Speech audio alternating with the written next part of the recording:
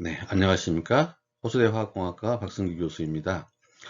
우리가 19세기 이전에는 이제 석탄을 주 원료로 사용해서 에너지를 얻는 그런 석탄의 시대였다라고 보시면 되겠고요. 19세기 이후 20세기 들어와서는 석유를 한 100여 년 동안 전체 산업의 에너지원, 인류의 에너지원으로 사용을 했었습니다. 그래서 20세기는 석유 에너지 시대였다라고 말씀을 드릴 수가 있을 것 같습니다.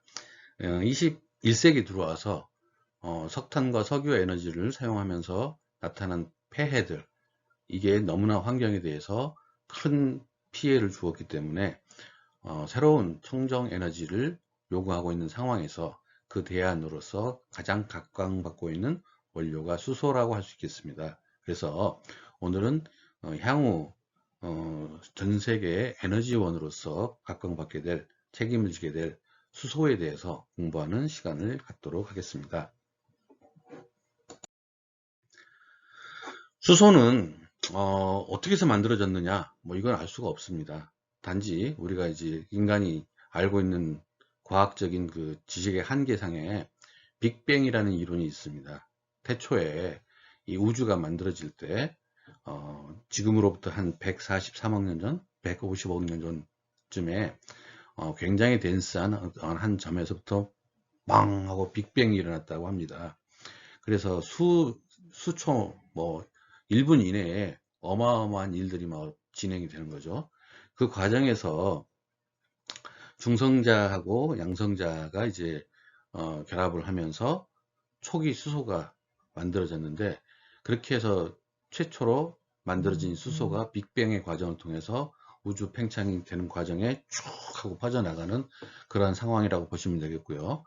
그, 그 수소는 그래서 전체적으로 보게 되면은 우주의 질량 기준으로 해서 75%를 차지하고 있을 만큼 우주에서는 가장 흔한 원소가 되겠습니다. 그런데 이 수소는 지구상에 있어서는 워낙 가볍기 때문에 결국 하늘로 막 날아간다고 보시면 되겠습니다. 중력이 잡아주지를 못하는 그러한 정도로 가볍다라고 보시면 되겠는데요. 수소 자체는 마이너스 253도씨 이하에서는 액체가 될 수 있고요. 그 이상에서는 기체로 존재합니다. 그래서 저희가 지금 상온에서는 수소는 기체로 존재한다라고 보시면 되겠습니다. 수소를 수송체로서, 수송체의 원료로서 사용하는 것, 모빌리티의 원료로 사용하는 것들, 이동 원료로 사용할 수 있는 그러한 아이디어와 특허는 제가 조사해 본 바에 의하면은 1807년 스위스 특허가 최초인 것 같습니다. 그래서 물론 이제 그 이전에는 수소라는 것에 대해서는 원소를 알고 있었지만은 수소를 이용해서 수송체의 원료로 써보겠다 하는 특허들은 200년 전에 처음 나왔다라고 보시면 되겠고, 초창기에 자동차 산업이 100년 전에 시작할 당시에 수소를 일부 원료로 썼다고 하는 그러한 자료들도 있습니다. 그러나 어떤 차가 어떻게 썼는지에 대한 부분들은 현재 저로서는 일부 자료만 있었고 구체적인 증명 사실들은 좀 찾지를 못했습니다.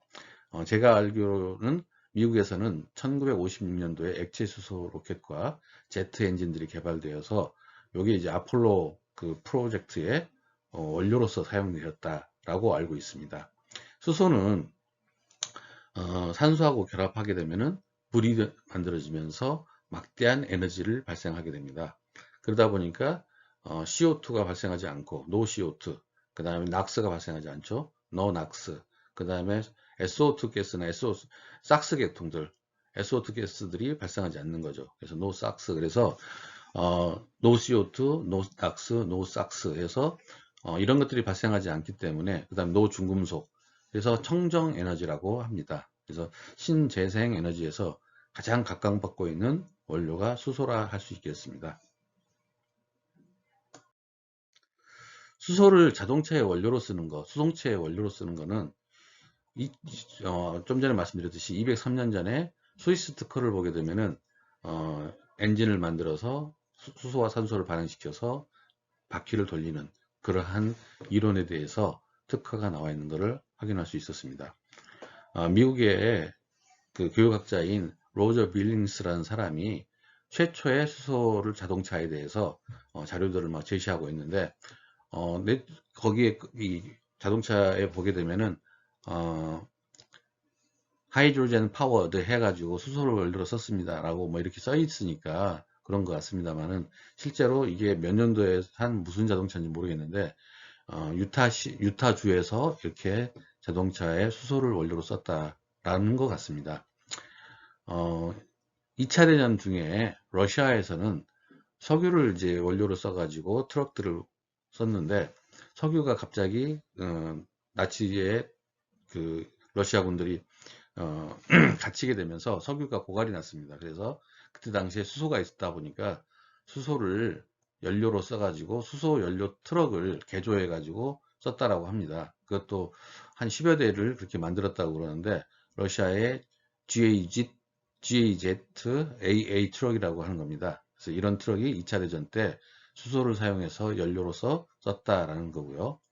그리고 나서 이제 반세기가 지나고 나서 21세기 들어오면서 현대자동차에서 수소 자동차, 넥소하고 뭐 그다음에 버스, 상용차 이런 것들이 차근차근 이제 개발이 되고 있는 거죠. 최근에 그 드론을 가지고서 드론에 액체 수소를 써가지고 10시간 이상 비행을 했다라는 그 실험한 결과들이 인터넷상에 보고가 되었습니다. 이 회사도 자랑스럽게 우리나라 회사입니다. 메타비스타라고 하는 그런 회사인데, 앞으로 드론도 액체 수소를 사용하게 되니까 정말 장시간 동안 비행을 할 수가 있다라는 겁니다.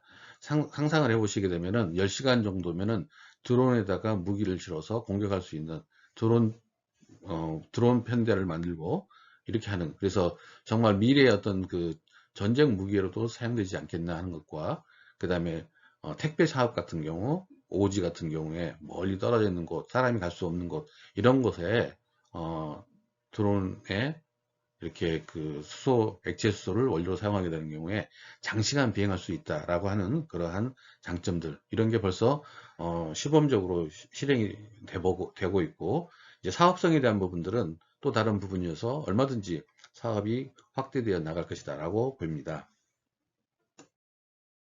수소를 만드는 방법은 몇 가지 방법이 있습니다. 그 중에서도 석탄에서 석유로 전환시키는 방법이 가장 고전적이고 오랫동안 썼던 방법입니다. 석탄은 코크스를 만들게 됩니다. 탄화시켜서 코크스가 되면은 이걸 철광 산업에 바로 붙이게 되면은 순수한 철을 얻어낼 수가 있습니다. 그래서 코크스가 굉장히 중요한 산업인데, 그렇게 하기 때문에 우리나라 같은 경우에 석탄에서부터 시작해서 순수한 철강을 얻어내서 뭐 포항제철과 같은 세계적인 그 제철 회사를 만들 수가 있었던 거죠. 그래서 코크스에서 석탄에서 이제 코크스가 나오면은 여기에 퓨음드 가스들이 있습니다. 그 속에가 그걸 이제 수성가스라고 그러는데, 이것들을 보게 되면 뭐냐면은 그 코크스에 있는 탄소하고 물이 반응을 해서 CO, 카본 모노옥사이드하고 수소가 만들어져서, 또 그 카본 모노옥사이드는 another water하고 반응을 해가지고 CO2하고 H2가 만들어져서 이게 믹스된 상태로 이제 있는 게 수성가스라고 보시면 되겠습니다. 그래서 여기서 수성가스에서 수소를 추출해내면 되는 거죠. 그래서 이 수성가스 속에는 50% 이상이 수소로 되어 있다고 합니다. 그래서 수소가 벌써 거기서 굉장히 많은 양들이, 왜냐하면 제철공업이 발달하게 되면은 역시 거기서 수소를 부생해서 얻어낼 수 있다. 그래서 이것도 일종의 부생가스에 해당이 된다고 보시면 되겠습니다. 이러한 그 도면은, 이런 공정에 대한 도면은 이 그림에 나와 있는 것처럼 보이고요. 우리나라의 두산중공업 같은 경우가 석탄 기반 수소 청정 발전 기술을 보유하고 있어서 플랜트 수출을 하고 있다라고 보시면 되겠습니다. 그래서 요거는 이제 미국의 두산중공업에서 석탄 기반으로 수소를 청정 원료를 생산하는 그 발전 기술로서 지어졌던 그러한 사례를 요 그림으로 보여드리고 있습니다.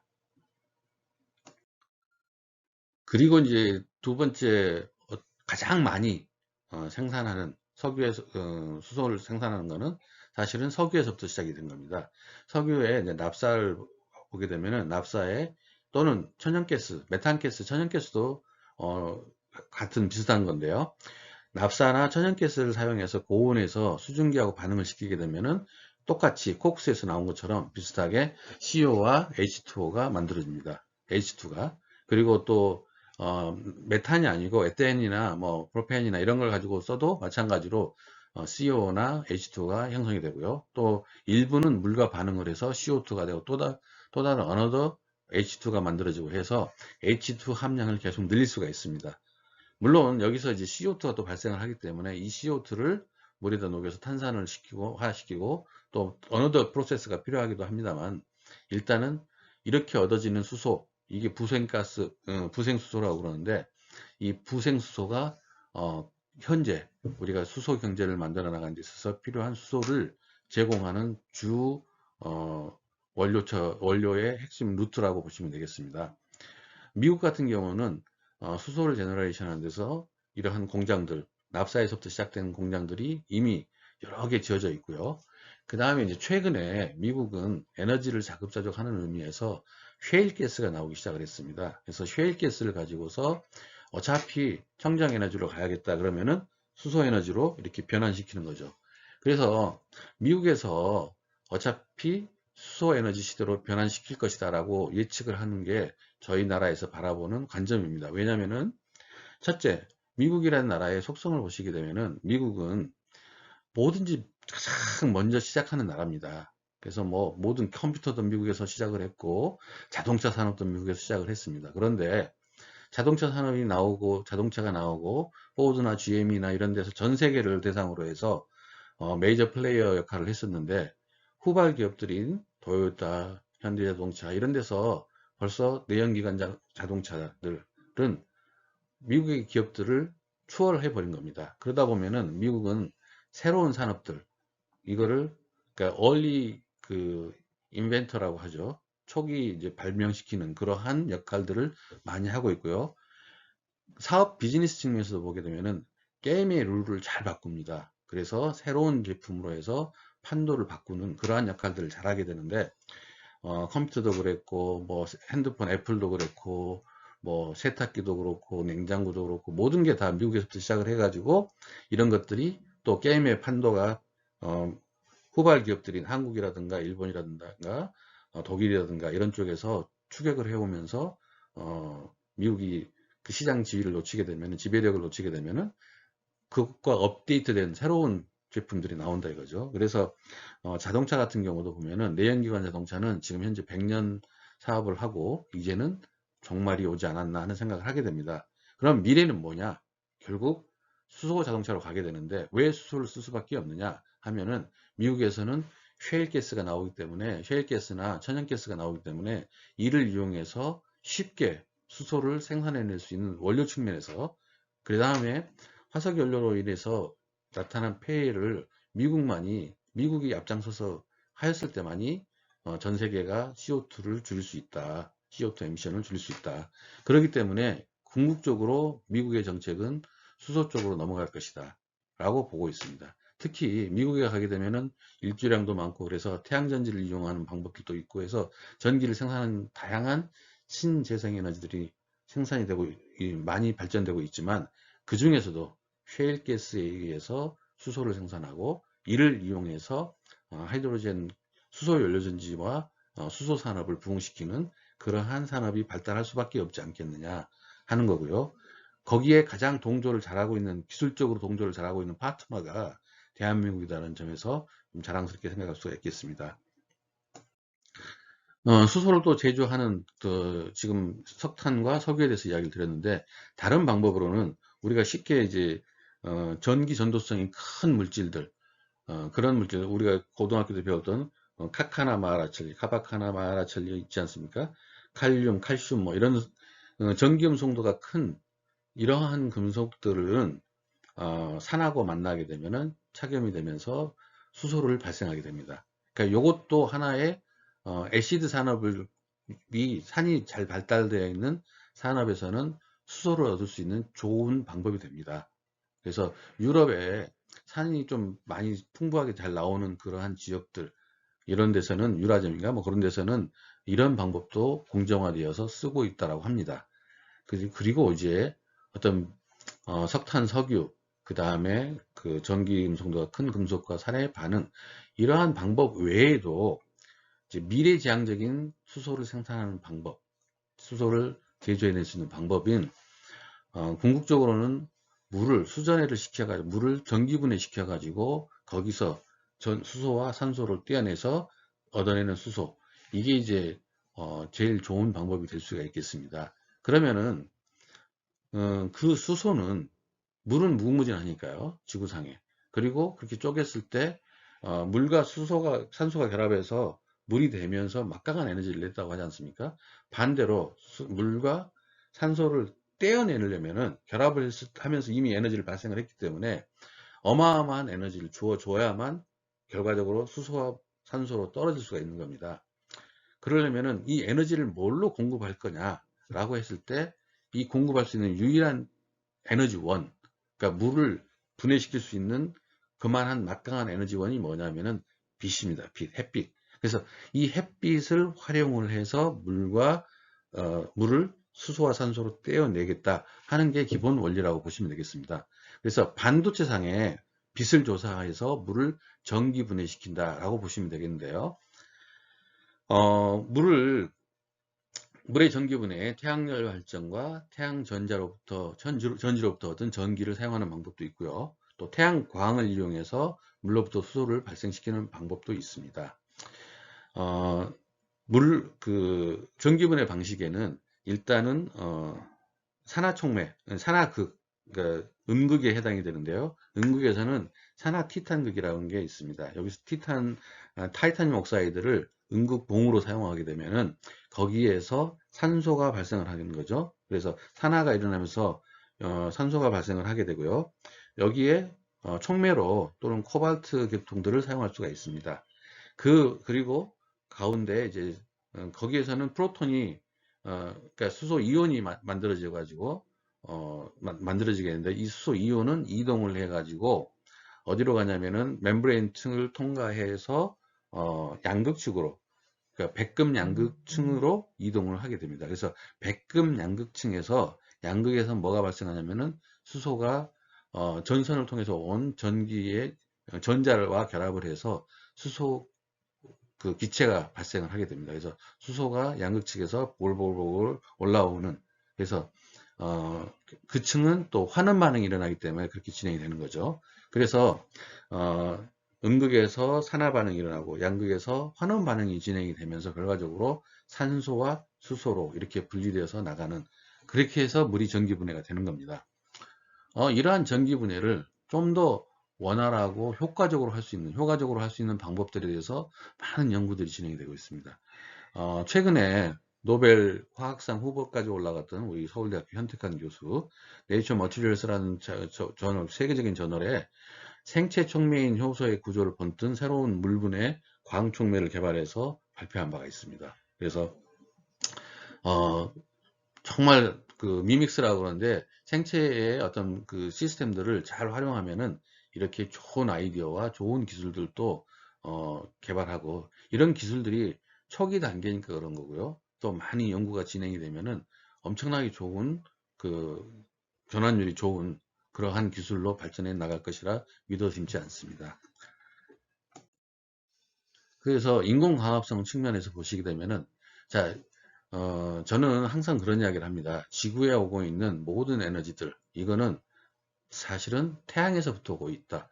태양은 빅뱅이 일어나고 나서 한참 지나고 나서 태양계가 만들어진 게 한 44억 년 됐다 보니까 뭐 한 150억 년에서 벌써 한 100년 지나고 나서, 이제 100억 년이 지나고 나서 태양계가 만들어지면서 거기서 태양계에서 지구가 만들어지고 해서 어떤 질서가 잡혀 있는 거죠.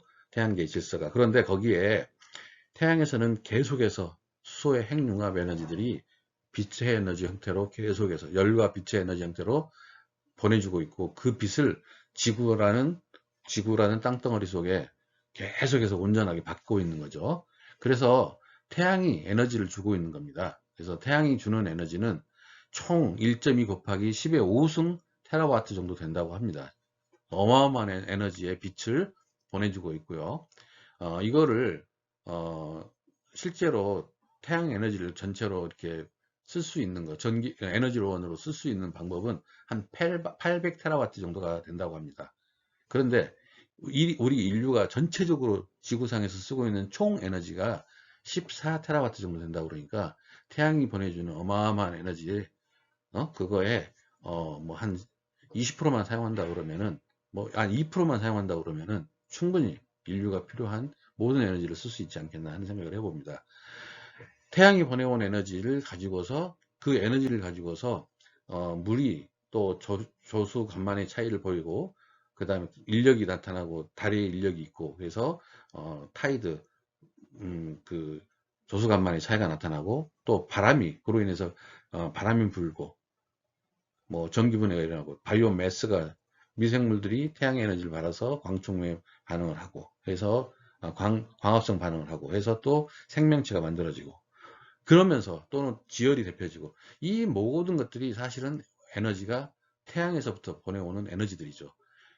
그러니까 태양의 에너지를 광학 에너지로서 쓰는 방법, 열 에너지로 쓰는 방법, 또 그것들이 와가지고 다른 에너지 형태로 변환이 된 것들, 뭐 물에 와서 조수간만의 차로 인해서 타이드가 됐다든가 아니면은 그걸로 인해서 또 윈드가 된다든가 그래서 이러한 모든 변환된 에너지들도 사실 태양으로부터 오게 되는데 이러한 태양에서 오는 에너지들을 잘 활용하게 되면은 수소를 만들어낼 수 있다라는 겁니다. 사실 광합성이라는 걸 보게 되면은 산소를 하고 수소가 이제 반응을 해가지고 NADPH를 만들고 그 이후에 여기에 이제 이산화탄소를 고정화시켜서 글루코스糖을 만들고 뭐 이런 그 일련의 과정이 탄소 동화 작용에서 진행이 됩니다. 그런데 거기서도 보게 되면은 결과적으로 보게 되면은 그 에너지를 가장 많이 함축하고 있는 게 뭐냐면은 수소와 산소가 결합을 했기 때문에 거기서 만들어지는 거죠. 이거를 분해시켜서 쪼개내면은 광촉매에서 얻어지는 수소들이 나올 수 있다는 겁니다. 그래서 인공광합성이라는 개념을 처음으로 최근에 한 10여 년 전에 도입을 했는데 물 전기분해에서 태양열 발전과 태양전지로부터 얻은 전기를 사용하는 방법도 있고 그 다음에 여기서 얻어지는 그 태양광을 이용해서 물로부터 쪼개 가지고 수소와 산소를 발생시킬 수 있는 그러한 인공광합성 그거를 이제 artificial leap이라고 했는데 인공광합성 입이라고 보시면 되겠습니다. 근데 보게 되면은 천연에서의 나뭇잎하고 잎사리하고 그 다음에 artificial leaf하고가 보면은 같은 개념이라고 보시면 돼요. 에너지가 태양 에너지가 오고 광 에너지가 오면은 거기에 물이 들어왔을 때 이게 물이 이 중간에 어떤 과정을 거쳐서 결과적으로는 수소와 산소로 분리될 수가 있다라는 겁니다. 그래서 우리는 산소를 빼면 되겠는데 이 artificial leaf에는 전체적으로 자세히 들여다보게 되면 구조적으로 뭐가 되어 있냐면은 옥시전을 촉매로 사용하는 엑시전 촉매층인 코발트층이 있고요. 그 다음에 프로텍티브 레이어로 인듐 티녹사이드가 쓰이고 실리콘이 웨이퍼가 있고 그리고 밑에 가보면은 니켈, 몰리브덴, 아연으로 되어 있는 하이드로젠 캐탈리스트가 적층이 되어 있습니다. 이게 마치 샌드위치가 쌓여 있는 것처럼 햄버거가 쌓여 있는 것처럼 되어 있는데 얘가 인공광합성 립에 쓰이는 반도체형 촉매라고 볼까요? 인공광합성 체라고 보시면 되겠습니다. 그래서 구조는 이렇게 코발트층, 인듐 티녹사이드, 실리콘, 그 다음에 그 하이드로젠을 발생할 수 있는 메탈층, 그래서 니켈, 몰리브덴, 아연층, 이런 합금층이죠. 이런 게 이제 적층이 되어 있다라고 보시면 되겠습니다. 그래서 이런 방법에는 여기 보면은 인공광합성에는 산소와 수소가 물이 분해돼 가지고 수소 산소가 나오고 얘가 CO2하고 결합을 해서 결과적으로 보면은 탄소 고정화 시키고 얘가 하이드로카본들을 만들어내는 글루코스를 만들어내고 하는 그게 이제 광합성 작용인데 이거하고 유사한 일들이 이 생체 내에서 그 광합성 표면 내에서 복잡한 반응들이 진행이 되고 있죠.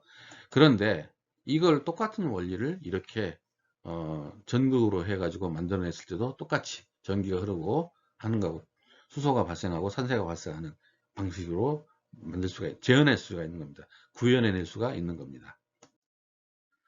그래서 물을 전기분해하는 방식에 보면은 이제 전기분해 관점에서 보게 되면은 수소하고 산소하고 그다음에 세퍼레이터 넣고 전극 돌리고 하는 게 이제 가장 좋은 컨벤셔널한 방법이고, 이렇게 하는데 촉매 관점에서 보게 되면은 아이언 옥사이드, 이리듐 옥사이드, 뭐 백금 촉매 이런 것들을 쓰고요.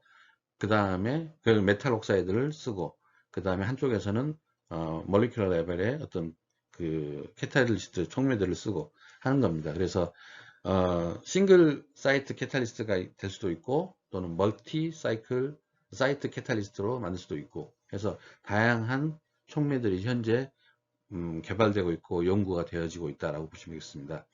이렇게 해서 물분해시키는 그러한 반응들이 진행이 되고 있습니다.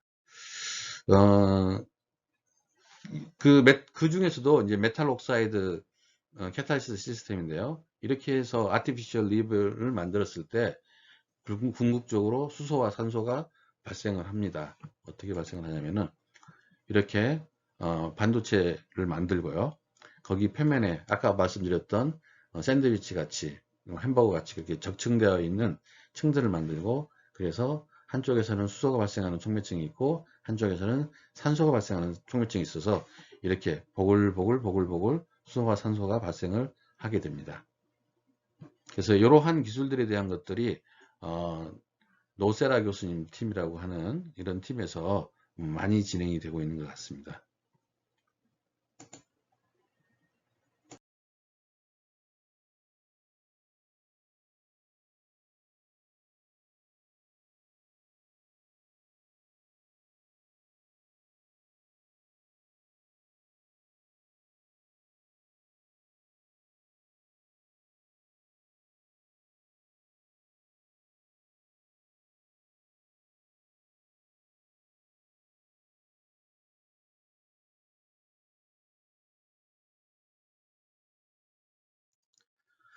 그 외에 이제 지금까지 이제 그러니까 태양열이나 태양빛을 이용해 가지고 또 얻는 방법을 했죠. 그래서 그 전에 이제 제가 말씀드린 게 석탄, 그다음에 석유, 그리고 그냥 슬라이드는 준비가 안 돼 있지만은 그래도 제가 구두로 설명을 드렸듯이 전기분해, 이온화 경향이 큰 금속과 산의 반응, 그리고 그 외의 방법으로 해 가지고 인공 artificial leaf, 그거에 대해서 말씀을 드렸고요.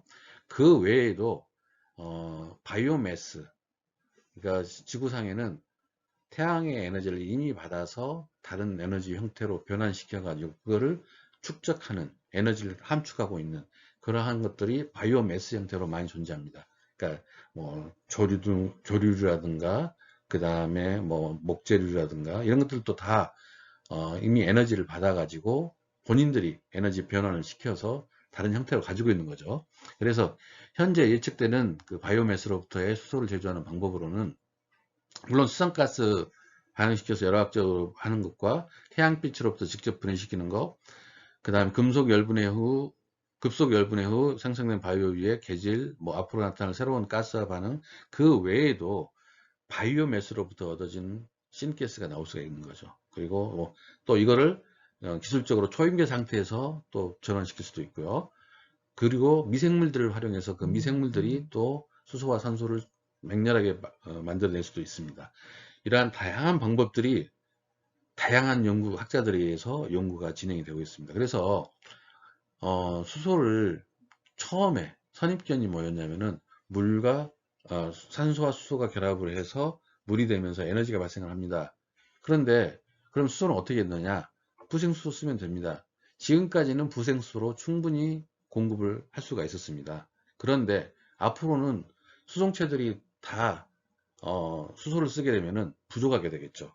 그럴 때 이제 대비해서 다양한 수소를 합성할 수 있는, 만들어내는 그러한 루트들이 세계 각국에서 많은 학자들이 다양한 각도에서 연구를 진행하고 있다라고 보시면은 여러분들 수소에 대해서 긍정적인 마인드를 가져도 되지 않겠냐 하는 생각을 해보게 됩니다. 그래서 바이오매스에서는 이렇게 뭐 CO, 결국 수소가 생성이 되는 거죠. 그때 촉매로서 뭐 아이언 옥사이드나 인지um 옥사이드 이런 것들을 사용하게 되고요. 그래서 결과적으로는 수소가 얻어지게 됩니다. 이제 수소를 이렇게 해서 다양한 루트로 해서 얻게 되면은 이 수소를 어떻게 저장할래? 수소는 기체인데 어떻게 저장하느냐? 이게 이제 굉장히 관점인데 수소는 아까 말씀을 드렸듯이 마이너스 253도씨 이하에서는 액체로 존재하고 그 이상에서는 기체로 존재한다고 말씀드렸습니다. 그래서 수소를 액화시키게 되면은 기체 상태 수소의 부피별로 보게 되면은 850분의 1만큼 덴스해진다고 합니다. 물론 무게로 따지게 되면 한 10분의 1로 확 줄일 수가 뭐 고압으로 농축시킨 것에 비해서 줄일 수가 있다고 하고요. 상온에 있는 수소를 압축, 팽창, 그리고 이렇게 반복적으로 계속해서 열교환을 시키고 하면서 순차적으로 온도를 낮춰서 결과적으로는 마이너스 253도씨 그 이하까지 쭉 떨어지게 되는 거죠. 그렇게 하면은 결과적으로 액화된 수소를 얻을 수가 있습니다. 액체로 된 수소는 잘 보관하고 이송하기도 편하고 고압으로 달방했으니까 우리가 이미 메탄가스라든가 다른 가스들도 액화시켜서 고정화시키는 그러한 그 기술들을 가지고 있기 때문에 수소도 액화시키는데 비용적으로 유리하다 그러면은 반드시 그렇게 흘러가게끔 돼 있습니다. 왜냐하면은 이송하는 데 있어서도 덴스해지기 때문에 얼마나 쉽게 이동할 수가 있겠습니까? 어, 그 외에도 수소를 저장하는 기술로는 보면은 메탈 하이드라이즈 계통에다가 하게 되면은 1룹에당 40에서 70kg의 수소까지 들어가 있는 그러한 그 집합제들을 포집할 수가 있고요. 그 다음에 케미컬 하이드라이드 계통도 마찬가지입니다. 화학 물질하고 결합시켜서 수소를 가지고 있다가 내가 필요할 때 결합을 깨면서 수소를 쓰면 되는 거죠. 이렇게 쓰는 방법들, 이것도 이제 하나의 좋은 방법이고, 그 다음에 어떤 담체가 있어서 수소를 거기다 담는 것도 하나의 방법일 수가 있습니다. 액화시키는 것도 있고, 그 다음에 그냥 수소를 컴프레션, 덴스하게 이렇게 압축해 가지고 쓰는 방법도 있고 해서 전체적으로 수소를 저장할 수 있는 기술로는 이렇게 크게 한 5가지 정도를 소개해 드릴 수가 있겠습니다. 이게 이제 2019년도 그 인터내셔널 저널 오브 하이드로젠 에너지라는 그런 저널에 좋은 저널에 소개되어 있기 때문에 제가 안내를 해 드립니다. 수소를 저장하는 방법에는 금속 하이드라이드 형태로 만드는 거라고 그랬죠. 그래서 그때 가장 그게 이제 보편적으로 많이 쓸 수 있는 건데 액체 상태 수소로 저장할 수가 있고요. 가장 안전한 방법은 금속 수소 화합물 형태로 만들어서 하는 거죠. 그래서 뭐 리튬 나이트라이드하고 수소하고 반응해서 리튬 나이트로 하이드라이드를 만들고 예?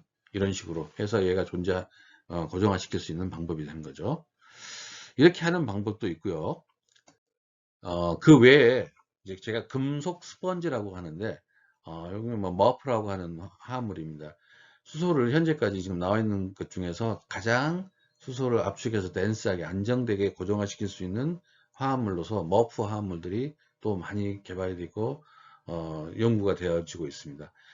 이것도 지금 성공을 해서 열심히 연구하는 사람들이 과학자 팀들만 해도 여러 팀이 있습니다. 대학에서도 교수들도 많이 있고요. 그래서 이 수소와 관련된 액화시키는 거, 그 다음에 관련된 저장하는 방법, 그 다음에 그 연료 전지화 시켜가지고 반응시켜서 수소를 에너지로 쓰는 방법, 그 다음에 그걸로 비히클을 만들고 자동차에 적용하는 거, 드론에 적용하는 거, 이 다양한 기술들이 우리나라의 전체 수소 경제를 떠받드는 그러한 중요한 요소 기술들이고 이게 일시에 모든 게 다 급속히 발달하고 있다라고 보시면 되겠습니다. 그래서 수소는 조만간 바로 상용화되고 또 이게 급격히 발달하는 것을 여러분 스스로가 수년 내에 피부로 느낄 수 있을 것이다 라고 믿어 심지 않습니다. 이미 폭스바겐이나 벤츠나 이런 데서는 내연기관 자동차의 생산을 2025년 이후에는 뭐 하지 않겠다. 벌써 신제품이 나오지 않습니다. 그러면은 신제품이라는 거는 수소 자동차라든가 연료전지 자동차 그리고 아니면은 2차 전지 전기 자동차 이런 게 나올 텐데 전기 자동차는 그 힘을 내는 데 있어서는 한계가 있습니다. 그래서 소형 자동차는 전기 자동차로 갈 수 있겠지만은 대형 특장차라든가 대형 선박이라든가 이런 거는 결과적으로는 수소 에너지를 쓸 수밖에 없는 그런 형태로 가지 않겠느냐 하는 게 전문가들의 관점입니다. 그래서 현재 지금 수소 경제 우리가 선포하고 나서 벌써 1년이 지났습니다. 그래서 정부에서 산업부에서 수소 경제 선포 1년 지나간 경과에 대해서 홍보하는 자료를 배포하고 있습니다. 그래서 한번 보시겠습니다.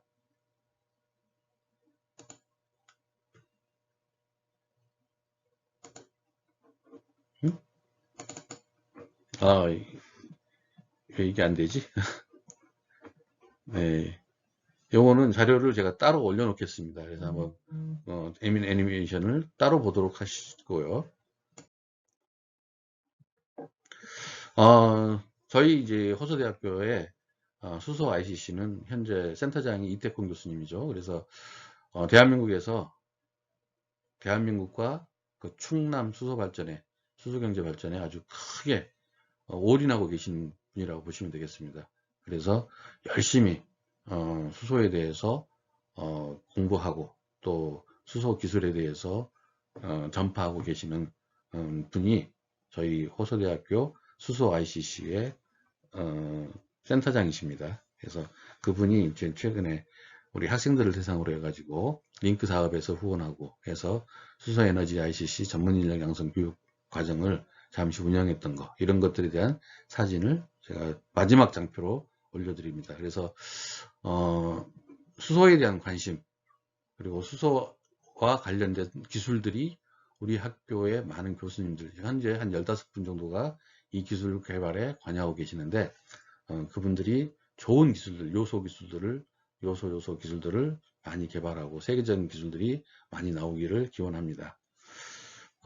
간단하게 수소가 무엇고 수소를 어떻게 만들고 그다음 수소를 어떻게 저장하는지 그리고 수소를 사용해서 나온 그 수송체들이 어떻게 진화해 갔는지 이런 것들에 대해서 간략하게 알아보는 그런 시간들을 가졌습니다. 네, 이상으로 강의를 마치도록 하겠습니다. 감사합니다.